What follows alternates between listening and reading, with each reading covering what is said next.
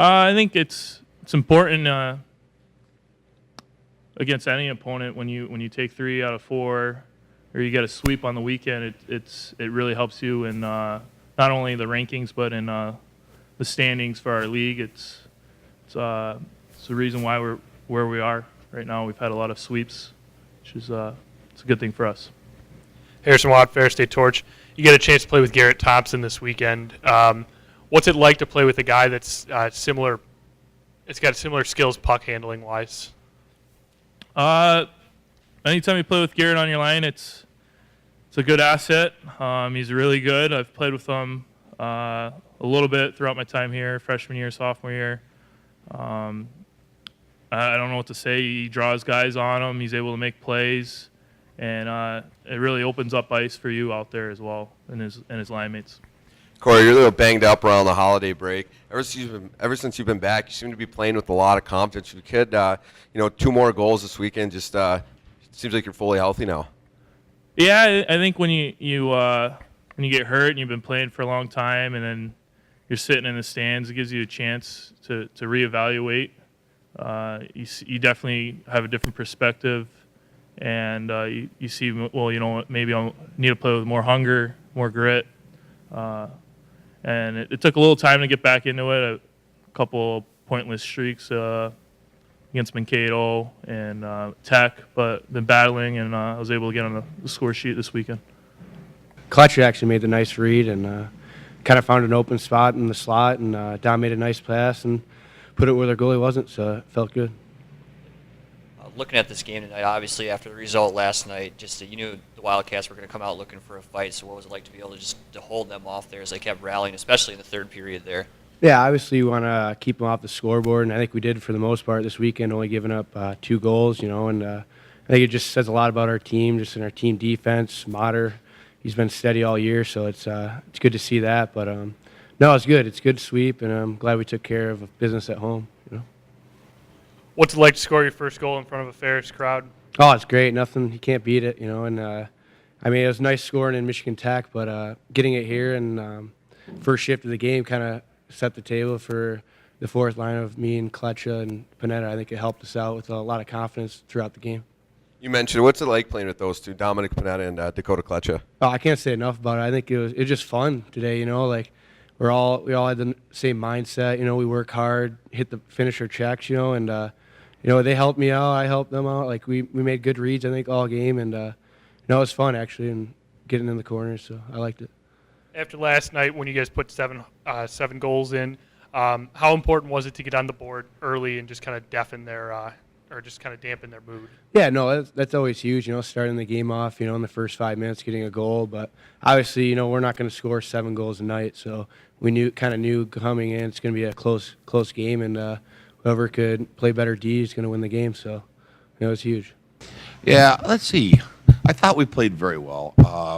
Given some of the circumstances that surrounded as the game unfolded, and what I mean by that, we lost Garrett Thompson partway through the game, and we lost Andy Huff. So we lost 2/3 of our first line for the night.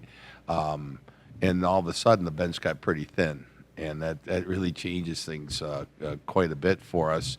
And I was really proud. So now all of a sudden, some guys saw some ice time with about, I would say, 7-8 minutes to go. Now, they would normally see ice time, but all of a sudden with 7-8 minutes to go, they're seeing some ice time and some roles that maybe they wouldn't necessarily be out there for. So it was good to see them hang tight, continue to hold on to that 1-goal lead. And so overall, I was happy. Now, I thought certainly when Northern was down 2, I thought they carried the play. And I thought they were very aggressive, and then they got the goal. And I thought we had a pretty good response to that.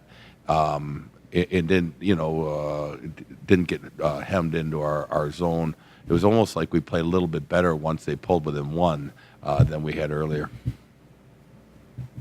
Looking at last night, got a lot of production for first line. Then tonight, looking at that fourth line there with guys like Van Wormer and Kletcha, just what's it like, especially like you said, dealing with injuries like that, to have that kind of depth to come in there and have guys step up like that? Well, it's interesting because that was the fourth line. You're right, and I think that was Dom's first shift in a while, and all of a sudden he sets up a goal by Van Wormer, and then Dom, his line was what they scored are both our goals. They scored a second goal, although it was Kane, but Kane was I was rotating Kane through the lines because of the fact that Huff and Garrett were out. So we kept the other three lines intact, and I would just use Kane to rotate through that, and then to take faceoffs in our own zone because it was pretty strong on draws tonight. So it was just odd that Kane was out there with him, but really that was another great play by the fourth line. I thought they had a strong game all night long. Really played with a lot of energy. Can you expand a bit more on the injuries to Garrett and Andy? Sure. It's funny. I think he came back to the bench during the timeout with 40 seconds to go, but he split his elbow open at the end of the in the second, and then had to get stitched up and cleaned up, and it just took that long to get everything pieced back together. So I don't see that being a long-term thing as long as it doesn't get infected. And then with Andy's is a little bit more problematic. I won't know for a while exactly what it's. I can say it's deals with one of his legs, but that's all I know right now. And he'll be out. Hopefully maybe we can get him back this week, and maybe not. We'll have to take it as the week unfolds. You expressed last night that despite converting on 40% of the power plays that you had, that you weren't totally satisfied with it. Did that change tonight? No, but you know what? Tonight was a different night in that I don't think there was as many power play opportunities, and the ones we got seemed like it was boom, boom right in the beginning before we had a chance to get up and running. But what were we on the night? 0 for 3, so we didn't have nearly as many power play opportunities. I think last night we had 7. So, it's almost like incomplete on the grade. Now, the penalty kill obviously was very good tonight. I think we held them 0 for 4 and didn't give up an awful lot of chances there. I think there was one really good opportunity they did have in the second period. Great leg save by C.J. Mott. Really big-time leg save. And I think you could only probably appreciate it if you had the angle we had for the bench.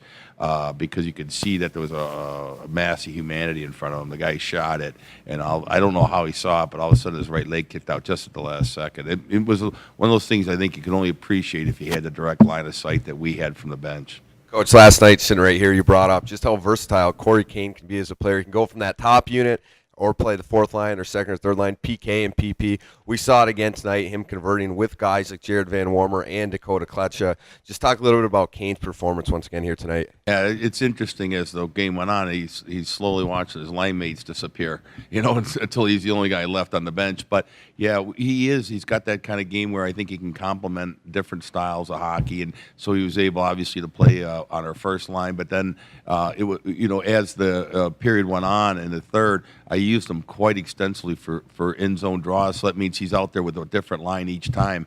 And then obviously did a good job penalty killing as well. So all in all, really good job by Corey, and he almost scored our third goal, his second of the night, late in the game too. He had a really good chance. I think Buzzio might have set him up from behind the net.